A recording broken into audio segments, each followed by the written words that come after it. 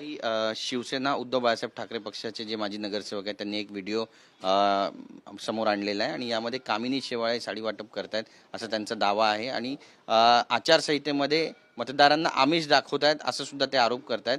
या आरोपाकडे नेमकं तुम्ही कसं पाहता?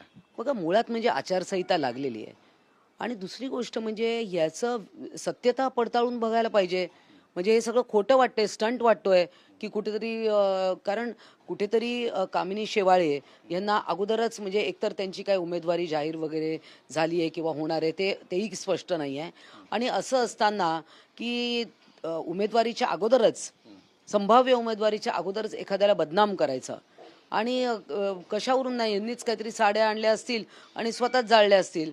त्यामुळे ही सगळी स्टंटबाजी आहे आणि उबाटाच्या लोकांना अशी स्टंटबाजी करायची सवय आहे. पण राहुल शेवाळ्यांना कुठेतरी टार्गेट केलं जातं असं म्हणावं. निश्चितच, कारण राहुल शेवाळे हे तुम्हाला माहिती आहे की 2 टर्मचे खासदार राहिले आहेत. आमचे उपनेते आहेत, धडाडीचे नेते आहेत. फेक नेरेटिव्हमुळे खरं तर त्यांची सीट पडली यावेळा दक्षिण मध्य लोकसभेतून. आणि या मुंबईच्या पूर्ण या सगळ्या विषयामध्ये ते खूप अग्रस्थानी आहेत. त्यामुळे कुठेतरी त्यांना बदनाम करायचं.